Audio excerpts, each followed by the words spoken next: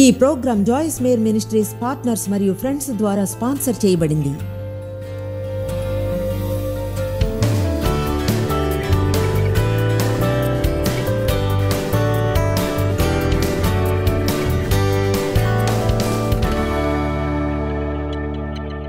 మా ఆఫీస్లో ఒక సర్వే చేసి అడిగాను, అన్నాను ప్రజలు ఏ విషయాల గురించి బోధనను వినడం ఇష్టపడతారో తెలుసుకోవాలని ఉంది. అన్నాను ఏ విషయాలను గురించి బోధిస్తే వినాలని ఉంది. మేము ఈ సర్వేని చేసింది కొన్నేళ్ల క్రితం. ఆసక్తికరంగా అంటే ఎన్నో ఆసక్తికరమైన విషయాలు అనిపించాయి.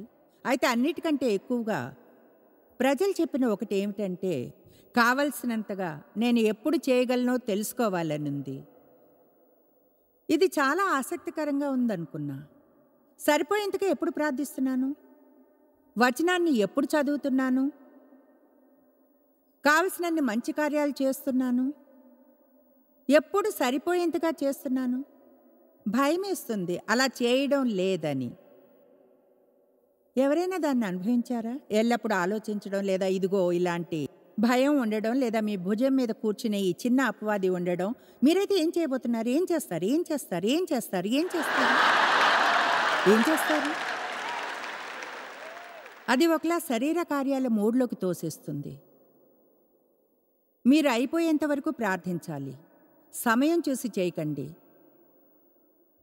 మీ చర్చికి ఎవరినైనా రానీకండి, లేదా టీవీలో ఎవరినైనా చూడడం. ప్రతి ఉదయాన్న వాళ్ళు ఎలా 5 గంటలు ప్రార్థిస్తారో సాక్ష్యం చెప్పడానికి, తర్వాత వాళ్ళు చేశారు కనుక మీరు చేయడం. మీకు అప్పుడు బోర్ కొడుతుంది, దుఃఖంతో అసంతోషంగా అవుతారు. నేను ఒకసారి ట్రై చేశాను. మా ఫ్యామిలీకి చెప్పేశాను, రోజుకి 4 గంటలు ప్రార్థన చేస్తాను. మా చర్చికి ఒకసారి ఒక ఆవిడ వచ్చేవారు. ఆమె శరీరం అంతా దేవుని శక్తి ఉండేది. అనుకున్నాను, దేవునికి మహిమ, నాకు అది కావాలి. సమస్య ఏమిటంటే దానికై ఆమె అభిషేకించబడింది, నేను కాదు. ఎలా ప్రార్థించాలో తెలిసిన ప్రతిదాని గురించి ప్రార్థించాను 2-3 సార్లు. తర్వాత గడియారం చూస్తే 5 నిమిషాలే అయింది. దేవా దయచూపు. నేను గదిలోంచి బయటకు రాకూడదు కనుక నేల మీద పడుకుని కునుకు తీసేదాన్ని.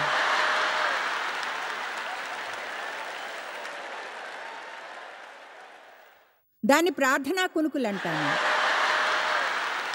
తెలుసా, ప్రార్థించడానికి వెళ్తే నిద్రపోతారు, దాన్నే ప్రార్థనా కునుకు అంటాను. కొంచెం సేపటికి మేలుకు, నువ్వు దేవా నువ్వంటే ప్రేమ, థ్యాంక్ యూ జీసస్. ఓ అవును, నేను నా కునుకులు తీస్తాను.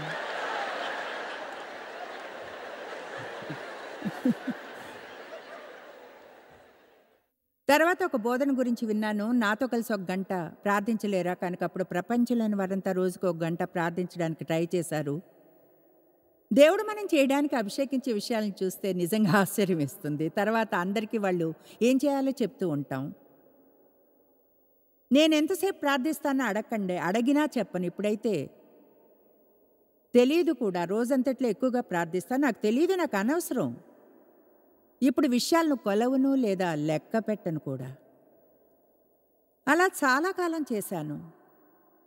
ఓ ఏడాదిలో బైబిల్ని చదివేది, దానికి రోజుకి 6 అధ్యాయాలు చదవాలి ఒక ఏడాదిలో పూర్తి చేయడానికి. 2 సామెతల్లో, 2 కీర్తనలో, 1 పాత నిబంధన, 1 కొత్తది. ఫార్ములా ఏమిటో ఇప్పుడు గుర్తులేదు. కొన్ని రోజులు బాగానే చదివాను. నా క్యాలెండర్లో చెక్ మార్క్స్ వచ్చేవి. మా దగ్గర క్యాలెండర్ ఉండేది. శరీరానికి చెక్ మార్క్స్ అంటే ఇష్టం. అంటే మనం చెక్ మార్క్స్ అంటే ఉత్సాహపడిపోతాం. నేను ఆ క్యాలెండర్ని మీకు తెలుసా ఫ్రిడ్జ్ మీద పెట్టేదాన్ని. నిజంగా దాన్ని ఫ్రిడ్జ్ మీద పెట్టడానికి కారణం ఏమిటంటే, మీకు నేను నిజం చెప్తున్నాను, అప్పుడు నాకు ఇవన్నీ తెలియవు. ఎందుకంటే నిజాయితీగా ఎలా ఉండాలో తెలీదు. అయితే దాన్ని అక్కడ ఉంచాను, ఏం చేస్తున్నానో అందరూ చూస్తారని. నాకు చెక్ మార్క్స్ వచ్చినంతకాలం ఆ ఫ్రిడ్జ్ పక్క నుంచి వెళ్తుంటే నా శరీరం ఉబ్బిపోయేది.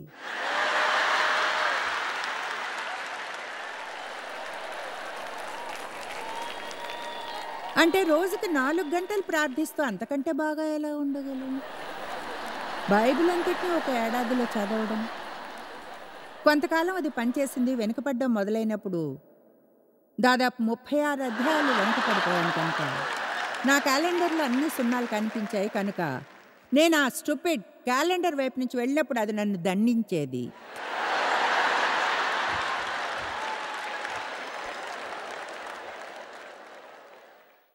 దాన్ని జయించడానికి ఎన్నో ఏళ్ళు పట్టింది. చివరికి దేవుడు అన్నాడు, నువ్వు చేసే ప్రతి ఒక్క పని లెక్క పెట్టడం మానేస్తావా? దావీదు ప్రజల్ని లెక్క పెట్టేవాడు కనుక తన గురించి మంచిగా ఫీల్ అయ్యేవాడు. క్యాంప్లోకి ఒక శాపాన్ని పంపాడు. ఓ, శత్రువును ఓడించగల నాకున్న ప్రజలందరినీ చూడు.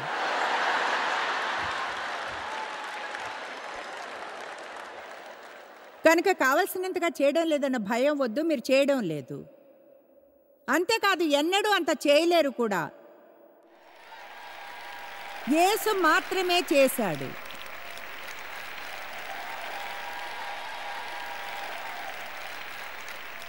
పూర్ణంగా చేశాడు. కనుక ఆత్మచే నడిపింపబడి చేయగలిగిందే చేస్తాం. అభిషేకించబడ్డదాన్ని చేయగలం. ఇతరులతో పోల్చుకోకూడదు. ఎందుకంటే దేవుడు వేర్వేరు ప్రజల్ని వేర్వేరుగా అభిషేకిస్తాడు. కమోన్నా, దేవునితో నా సమయం, ఉదయాన్నే నా ప్రార్థనా సమయం, అది ఆధ్యాత్మికమైన టిఫిన్ తినడం లాంటిదే. దీన్ని ఎలా వివరించాలో తెలియదు. నిండిపోయినప్పుడు చెప్పగలను. కొన్నిసార్లు 2 గంటలు తినాలి, కొన్నిసార్లు 30 నిమిషాలే, కొన్నిసార్లు 45. అయితే ఎప్పుడు నిండుతుందో చెప్పగలను. నిండినట్లు ఫీల్ అయితే తృప్తిగా ఉంటుంది. ఆ రోజు కొరకు సిద్ధంగా ఉంటాను. అయితే నా ఆధ్యాత్మిక టిఫిన్ తినకుండా మాత్రం బయటికి వెళ్ళను. ఎందుకంటే నాకు తెలుసు ఆయన లేకుండా నేనేమీ చేయలేను. నాకు బలహీనతలున్నాయి, నాకు ఆయన బలం కావాలి. నేను పర్ఫెక్ట్ కాను కనుక నా ద్వారా అన్ని సమయాల్లో సంపూర్ణుడు కార్యం చేస్తూ ఉండాలి. నేను చేసే ప్రతిదీ లెక్కించనక్కర్లేదు. అది దేవునికి బాధ కలిగిస్తుంది.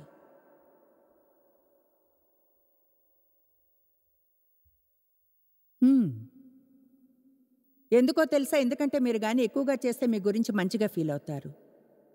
ఒకవేళ చేయకుంటే చెడుగా ఫీల్ అవుతారు. లక్ష్యాలు ఉండటం తప్పని చెప్పడం లేదు. ఓ లక్ష్యాన్ని సెట్ చేసుకోవాలంటే రోజుకు 30 నిమిషాలు ప్రార్థించండి, అదోకే. అయితే శరీరంలో చేయకండి. అక్కడ కూర్చుని మీరుగా మీకు కావాల్సిన ప్రతిదీ కావాలని అన్నప్పటి వరకు వెళ్ళిపోకండి. అంటే ప్రతిదీ 30 నిమిషాల్లో చేయాలనుకుంటే అక్కడే సెట్ అయ్యి దేవుని సన్నిధిలో ఇలా అనండి, ఇదిగో దేవా, ప్రపంచంలోకంత పెద్ద గందరగోళం నేను సహాయం చేయి. కమాన్, దేవునికి నిజాయితీగా ఉండే సంభాషణ కావాలి, అంతేగాని వ్యర్థపు ధార్మిక విషయాలు కాదు. మనందరికీ రిలీజియన్ని ఇవ్వాలని యేసు మరణించలేదు. మనకు ఆయనతో సన్నిహితమైన వ్యక్తిగతమైన స్నేహ సంబంధం ఉండాలని మరణించాడు. సన్నిహితం, జీవితం నిజం, సమస్యలు నిజం. యేసుని మీ నిజ జీవితంలోనికి తీసుకొని రండి, అంతేకాని చర్చ జీవితంలోనికి కాదు. హల్లెలూయా. నాకిది బాగా నచ్చినట్లుంది. ఇప్పుడు ఎఫెసీ 2:8-9 చూద్దాం. ఈ వచనాన్ని రక్షణ కొరకు యూజ్ చేస్తాం. అయితే దీని జీవితంలోని ప్రతి ఏరియాకి అన్వయించుకోవాలి. ఉచిత కృపచేతనే మీరు విశ్వాసం ద్వారా కృపచేతనే రక్షింపబడి ఉన్నారు. తీర్పు నుంచి విడుదల పొంది క్రీస్తు రక్షణను పొంది ఉన్నారు మీ విశ్వాసము చేత. ఇది మీ వలన కలిగినది కాదు, మీ స్వయం క్రియల చేత కాదు, మీరు కష్టపడడం ద్వారా వచ్చినది కాదు, అది దేవుని వరమే. అది క్రియల వలన కలిగింది కాదు, చట్టపు కోరికలను పూర్తి చేయడం వల్ల కాదు. కనుక ఎవడనూ అతిశయపడ వీలు లేదు. అది ఎవరైనా చేయగల దాని ఫలితం కాదు. కనుక ఎవరూ దానిలో గర్వపడకూడదు లేదా తనకు మహిమను తీసుకోకూడదు. మనం అలా జీవించాలి. నంబర్ 5, ఎవరైనా యూజ్ చేసుకుంటారేమో అన్న భయం. ఇప్పటికీ దాంతో డీల్ చేస్తాను. దేవుడు వినయంగా సాత్వికంగా ఉండాలంటాడు మనం. అయితే అలాంటి వైఖరించుకుంటే భయపడతాం, ప్రజలు అణిచివేస్తారని, వాళ్ళు అడ్వాంటేజ్గా తీసుకుంటారని భయం. 1 పేతురు 5:6 దేవుడు తగిన సమయమందు మిమ్మల్ని హెచ్చించినట్లు ఆయన బలిష్టమైన చేతి క్రింద దీన మనస్కులై ఉండుడి. సాత్వికత అంటే బలహీనత కాదు, అది కంట్రోల్లో ఉన్న బలం. నాకెప్పుడు ఈ వైఖరి ఉండేది, నువ్వు నాతో అలా మాట్లాడకూడదు, అలా ప్రవర్తించకూడదు. దేవునికి ఎలా నిరీక్షించాలో తెలియదు. నేనే నిశ్చయించుకునేదాన్ని నాకు నేనుగా చేశానని. ఎందుకంటే జీవితంలో అవమానించబడ్డాను. నాతో నేను ఒక ప్రామిస్ చేసుకున్నా, ఇకపై నాతో ఎవరో ఆటలాడలేరని. తెలుసా, మీరు అలాంటి ఒట్లు వేసుకుంటే మనసులో కొన్నిసార్లు సంబంధాల్లో కష్టాలు వస్తాయి. ఇటువంటి ఆలోచనలో జాగ్రత్తగా ఉండాలి. ప్రజలు నమ్మాలంటే భయంగా ఉంది, ఎవరినీ నమ్మలేరు. అది పూర్తిగా నిజం కాదు. అయితే చెబుతాను, ప్రజలు అడ్వాంటేజ్ తీసుకుంటారని భయమొద్దు. కొంతమంది తీసుకుంటారు. ఆ విషయంలో మీరు భయపడకూడదు. ఎవరో ఒకరు తప్పక ట్రై చేస్తారు. దేవుడు మీ మార్గదర్శి. మిమ్మల్ని మిస్యూజ్ చేయాలనుకున్న వారిని ఆయన చూసుకుంటాడు. దేవుడే దాంతో డీల్ చేస్తాడు. మీరు ఒంటరిగా అయిపోయి ఎవరితోనూ కలవమని అనుకోకూడదు. గాయపడతామేమో అన్న భయంతో ప్రేమ బాధిస్తుంది. ప్రేమించి ఎన్నడూ బాధ లేకుండా ఉండలేరు. మీకు మీరుగా ప్రేమకు ఓపెన్ అయితే మీకు కొంత బాధ కలుగుతుంది. అయితే మీరు బాధనిస్తారు. హలో, థ్యాంక్ యూ మీ ప్రోత్సాహానికి. 2 తిమోతి 4:14. ఈరోజు దేవుని విషయాలు కొన్నిటిని చూద్దాం. వాటిని దేవుని వైపుకి తిప్పండి. అలెగ్జాంద్రు అనే కంచెరవాడు నాకు చాలా కీడు చేశాను పౌలు అన్నాడు. అతని క్రియలు చొప్పున ప్రభు అతనికి ప్రతిఫలం ఇచ్చాను. మ్యాన్, ఆ వైఖరి నాకు ఇష్టం. బాయ్, ఇతను నిజంగా అడ్వాంటేజ్ తీసుకుని నన్ను అవమానించాడు. చూడండి, దేవుడు ఏళ్ల క్రితం నా భర్తతో మాట్లాడి ఏదో చెప్పాడు. అది మా జీవితాల్లో ఎన్నో పరిస్థితుల్లో హెల్ప్ చేసింది. ఆయన అన్నాడు, మీ నమ్మకాన్ని నాలో ఉంచితే ఎవరు మీ నుంచి దొంగిలించలేరు. ఎందుకంటే వాళ్ళు మీ నుంచి ఏం తీసుకున్నా, మీరు కానీ నిజాయితీ గల వారైతే, వాళ్ళు మీ నుంచి ఏం తీసుకున్నా నేను దాన్ని 1000 మంది నుంచి తీసుకుని రావాల్సిన దాన్ని వారి నుంచి తీసివేసి తిరిగి మీకు ఇస్తాను. కనుక డేవ్, నేను ఇప్పుడు అసలు కోపం తెచ్చుకోం. మనకు కానీ ఒకలాంటి రిపేర్ జరిగితే అది సరిగ్గా చేయకపోతే వాళ్ళు తిరిగి వచ్చి సరి చేసుకోరు. అంటే మనం కొంచెం అగ్రెసివ్గా అవి చేయవలసింది చేస్తే వాళ్ళు వాళ్ళ బాధ్యతను సరిగ్గా చేసి దాన్ని సరిచేసేలా వాళ్ళు చేయకుంటే మనం అంటాం, నేను అప్సెట్ అవ్వను. దాన్ని దేవుని వైపుకి తిప్పుతాం. వాళ్ళు మా నుంచి దొంగిలించలేరు. దేవా, తిరిగి మాకు ఇస్తావని నమ్ముతున్నాం. అలా చేయడం ఆరంభించండి. ఆ వైఖరి లేకుంటే ప్రజలు మీ నుంచి దొంగిలించలేరు. ఇలానండి, దేవా, నా నుంచి వాళ్ళు దొంగిలించలేరు. నువ్వు దాన్ని వారి నుంచి తీసుకుని ఏదో విధంగా నాకు ఇస్తావు. లేకుంటే మీరెప్పుడు కోపంతోనే తిరుగుతూ ఉంటారు. ప్రజలు మీ పట్ల సరిగ్గా ప్రవర్తించడం లేదని. ప్రపంచంలోని ప్రజలు ఎల్లప్పుడూ మన పట్ల సరిగ్గా ప్రవర్తించరు. ముఖ్యంగా ఈనాటి ప్రపంచంలో. చెప్పింది విన్నారా? ముఖ్యంగా ఈనాటి ప్రపంచంలో తమ మాటను నిలబెట్టుకునే వారే చాలామంది ఉన్నారు, నిలబెట్టుకునే వారి కంటే. అది చాలా కష్టం, సవాలుగానే ఉంటుంది. నాకు తెలిసిన చాలామంది అనుకోనే లేదు వాళ్ళు కొన్ని పనులు చేస్తారని. అంటే ఎలాంటి పనులంటే, నేను ముందుగా మీ మనసులోకి వచ్చేది నా మనసులోనికి మనం అసలు ఎవరిని నమ్మం. అదంతే, ఇకపై నేను ఎవరిని నమ్మను. నేను చెప్పే రెండోది తప్పు. నేను అలా చేయను, ఎందుకంటే అది ఇతరుల మీదకు వేసేయడం న్యాయం కాదు. కనుక మంచివాళ్ళు ఉన్నారు, గొప్పవాళ్ళు ఉన్నారు, అద్భుతమైన వాళ్ళు, నమ్మదగ్గ వాళ్ళు, తమ మాటను నిలబెట్టుకునేవారు.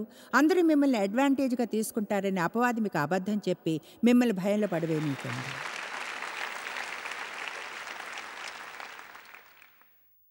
నంబర్ 6, చిక్కుకుపోతామన్న భయం. మీకు తెలుసా, ప్రజలతో ఇన్వాల్వ్ అవ్వడం అంటే ఎక్కువగా మెస్సీగా, నిరాశగానూ ఉంటుందని. ప్రజలతో కలవడం అంటే ఒక పని.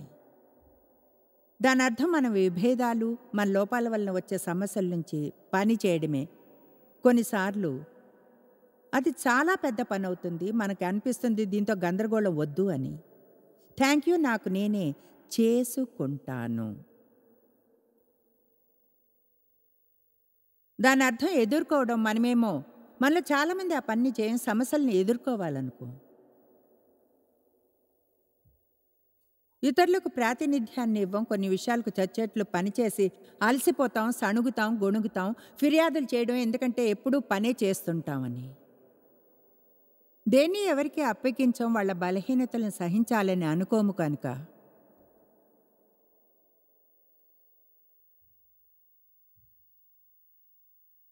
వాళ్ళు మనం చేసినట్లు చేయకపోవచ్చు. ఎందుకంటే ఏదేమైనా మనం ఒక్కళ్ళమే ఏదైనా సరిగ్గా చేయగలం. ఒక విషయం చెప్తాను. కొన్నేళ్ల క్రితం నేను దాదాపు చచ్చిపోయినంత పని అయింది.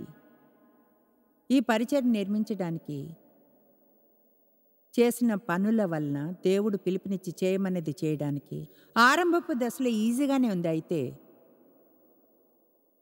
చివరి పాయింట్ అనే ఒక స్థితిని మనం చేరుకుంటాం. అప్పుడు అనిపించింది ఇకపై ఈ పని అసలు చేయలేను అని. అంటే నేను చేసేదంతా పనే, పని పని పని పని పని. అంటే నేను 90 పుస్తకాలు వ్రాసాను. ఆ పని సెలవుల్లో చేయలేదు. ఆమేన్. నేను సారీ అనడం లేదు. నాకు క్రీస్తు శరీరానికి వారసత్వంగా 100 పుస్తకాలను వదిలి వెళ్ళాలనుంది.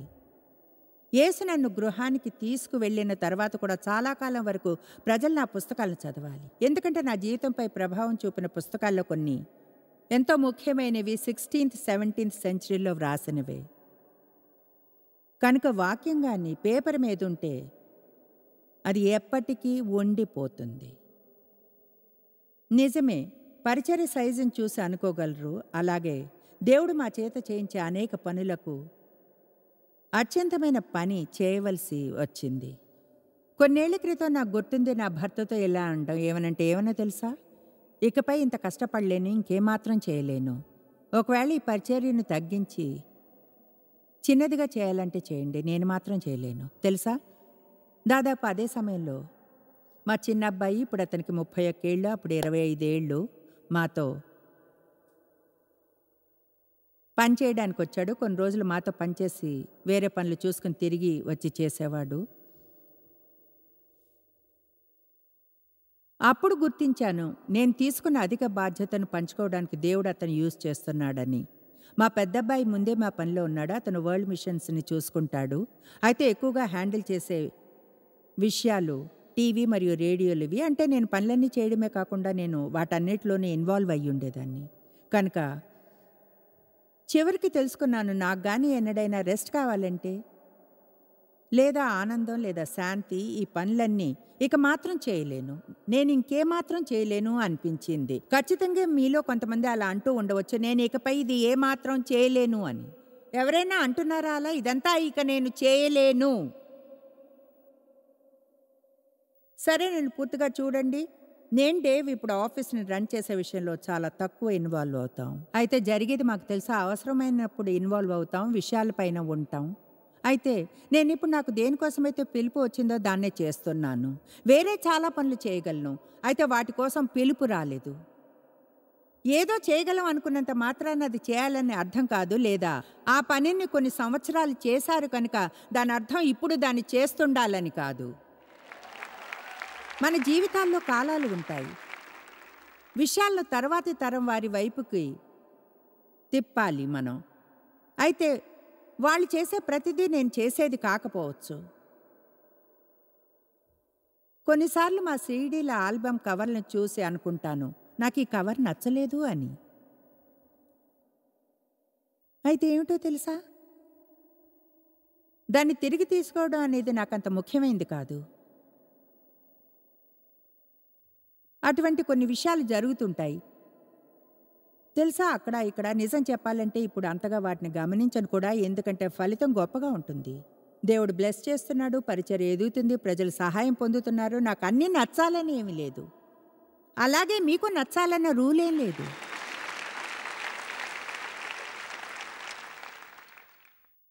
ఒకసారి బోర్డు మీటింగ్లో ఉన్నాం. నాకు ఇంకా కొన్ని విషయాలను వదిలివేయాలంటే సమస్యగానే ఉంది. చాలాసార్లు ఎవరైనా పనిచేయడానికి ఉండాలనుకుంటాం, వాళ్ళకి ప్రతిదీ ఎలా చేయాలో చెప్పాలనుకుంటాం. ప్రజలకు అధికారాన్ని కానీ ఇవ్వకుంటే వాళ్ళకు బాధ్యతను కూడా ఇవ్వలేరు. వాళ్ళకు అధికారం ఇవ్వగానే దాని అర్థం మీరు వెనక్కి తగ్గాలి, కొన్నిటికి దూరంగా ఉండాలి. ప్రతిదీ చచ్చేంతగా చేయనవసరం లేదు. ఒకసారి మ్యాగజైన్ రంగులను గురించి మాట్లాడుకున్నాం. నాకు నచ్చని రంగులను యూజ్ చేశారు, నాకు ఈ రంగులు నచ్చలేదన్నాను. మా అబ్బాయి అన్నాడు, కానీ అందరికీ నచ్చుతుంది. నేనన్నా, నాకు నచ్చలేదు. అతను అన్నాడు, నీకు పరిచర్య చేసుకోవడానికి పిలుపు వచ్చిందని తెలియదు. వావ్!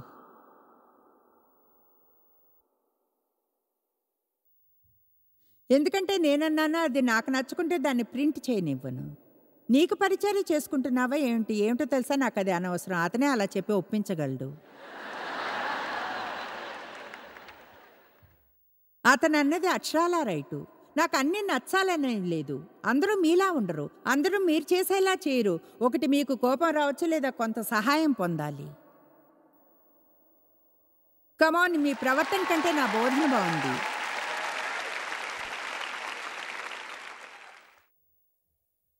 ఒక్క నిమిషం నిర్గమ 18వ అధ్యాయాన్ని చూద్దాం. మీకు విషయం చూపించాలి. ఇది పాయింట్ని బాగా చెప్తుంది. మోషే ప్రజలకు చేసినదంతా అతని మామ చూచి, నీవి ప్రజలకు చేయుచున్న ఈ పని ఏమిటి? ఉదయం మొదలుకుని సాయంకాలం వరకు నీవు మాత్రం కూర్చుండగా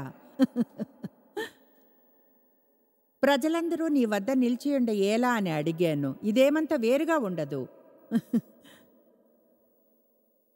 ప్రతిదీ మీరే ఎందుకు చేస్తున్నారు? వచనాన్ని మళ్ళీ చూపించండి. ప్రజలందరూ ఉదయం నుంచి సాయంకాలం వరకు నీ వద్ద నిలిచి ఉండనేలా? దానికి మోషే ఇలా చెప్పాడు, దేవుని తీర్పు తెలుసుకొనుటకు ప్రజలు నా వద్దకు వచ్చేదారు. అందరూ నేనే చేయాలంటారు. అందరూ నాతో ఫోన్లో మాట్లాడాలంటారు. అందరూ ఇది చేయాలంటారు, అది చేయాలంటారు. నేను చేయను కూడా. మీ ఫ్యామిలీలోని ప్రతి ఒక్కరూ, మీ ఫ్రెండ్స్ మీ మీద ఆధారపడేవాళ్ళు. వాళ్ళకి మీరన్నీ చేయడం అలవాటైపోయింది. అందుకే అంటున్నారు, నువ్వే ఇది చేయాలి, నీలో ఇంకెవరూ చేయలేరు. మోషేని చూడండి, వారికి వ్యాజ్యము ఏదైనా కలిగిన ఎడల నా వద్దకు వచ్చెదరు. నేను వారి విషయం న్యాయం తీర్చి దేవుని కట్టడలను, ఆయన ధర్మశాస్త్ర విధులను వారికి తెలుపుచున్నాను. అది మనకి నచ్చుతుంది. అందరూ నా దగ్గరికి వస్తారు. నా దగ్గరికి వస్తుంటే మంచిగా అనిపిస్తుంది. అందుకు మోషే మా అతనితో, నీవు చేయుచున్న పని మంచిది కాదు అనెను. మనం తర్వాత విషయం చూద్దాం. నీవును నీతో ఉన్న ఈ ప్రజలు నిశ్చయముగా నలిగిపోదురు. ఇక్కడ జరిగేది ఇదే. దేవుడు ప్రతి ఒక్కరి చుట్టూ తమకు కావలసిన సహాయం చేయడానికి, దేవుడు పిలుపునిచ్చి చేయమనేది చేయడానికి ప్రజలను ఉంచుతాడు. నేనది నమ్ముతాను. మా పరిచర్యలో జరిగే విషయాలన్నీ కూడా మీకు చెప్పగలను. అంటే నిజాయితీగా ఉండాలంటే బోధించడం, వ్రాయడం, మాట్లాడడం, ప్రార్థించడం కంటే వేరే చేయడానికి చాలా కొంచెమే ఉంటుంది. ఎందుకంటే నేను చేయలేని భాగాన్ని చేయడానికి దేవుడు నా కోసం కొంతమందిని పంపాడు. వారిని చేయనివ్వాలి. అంతేకాదు, ఒక ఫ్యామిలీ యూనిట్లోనూ ఆ ఫ్యామిలీ యూనిట్లో అవసరమైన దాన్ని మీకు దేవుడిస్తాడు. కొంతమంది స్త్రీలు అన్నీ చూసుకుంటున్నారు. మీ భర్తకు కూడా కొన్ని పనులు ఇవ్వచ్చు. అయితే ఒకవేళ ఇస్తే దాంతోపాటు అధికారాన్ని ఇవ్వాలి. అయితే నేను ఇక్కడ ఉన్న పనంతా చేయాల్సి వస్తుంది. దానంతటికీ మనకు టైం లేదు. సంతోషంగా ఉందా టైం లేదంటే? మన భర్తలు స్పిరిచువల్ హెడ్గా ఉండాలనుకుంటాం ఇంటికి. అలా అయ్యేంతవరకు తర్వాత కొంచెం అధికారం తీసుకోవాలనుకుంటారు. మీ కుర్చీ దగ్గరికి తిరిగి వెళ్ళండి. పడుకుని కొంచెం సేపు టీవీ చూడండి. బిల్స్ కట్టొస్తారని అనుకున్నా. అయితే ఇప్పుడు మీరు ఏం ఖర్చు చేయగలరో, ఖర్చు పెట్టకూడదో చెప్తున్నాను. తిరిగి తీసుకుంటాను. Thank you. ఈరోజు ఇదంతా చాలా వినోదంగా ఉంది. తట్టుకోలేకపోతున్నాను.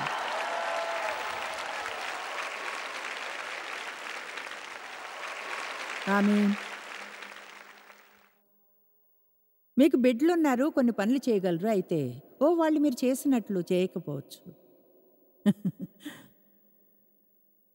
అవును. మోషే మామ తెలివైన మాట చెప్పాడు. నీవు నీతో పాటు ఈ ప్రజలు నలిగిపోతారు. దేవుడు ఎవరినైనా ఉంచినప్పుడు ప్రజలకు ఏమవుతుందో తెలుసా? అనుకుందా, ఒక చర్చిలో లేక ఒక కార్పొరేషన్లో కొన్ని విషయాలకు వరాలనిస్తే ఎవరు వాటిని యూజ్ చేయరు. అసంతోషంగా అయిపోతారు. సణగడం మొదలు పెడతారు. ఫిర్యాదులు, లోపాలు ఎంచడం ప్రతిదానిలోనూ. మనం బోర్ అవడానికి దేవుడు సృష్టించలేదు. కూర్చుని ఎవరినైనా గమనిస్తూ ఉండడం కంటే హీనమైంది ఏదీ ఉండదు. అంటే ఎవరినో మీరు చేసినంత బాగా వాళ్ళు ఏదైనా చేయడానికి ట్రై చేస్తే మిమ్మల్ని చేయనివ్వరు. భయం చేత వాళ్ళ అధికారాన్ని తీసేసుకుంటారేమో అని సరిగ్గా చేయరని.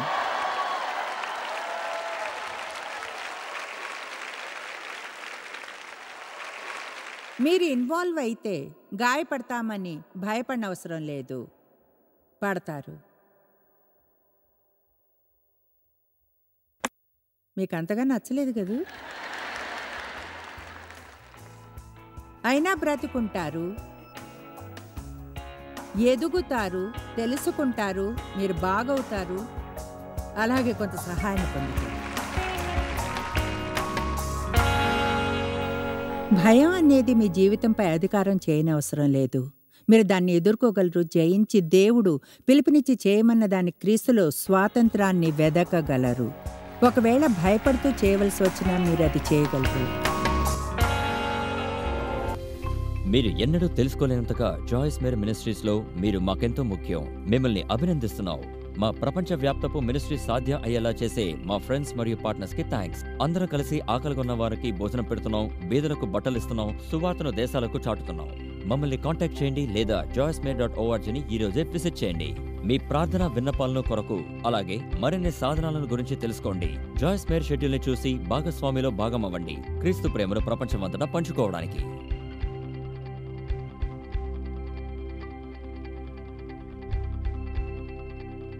ఈ programme Joyce Meyer Ministries partners మరియు ఫ్రెండ్స్ ద్వారా స్పాన్సర్ చేయబడింది.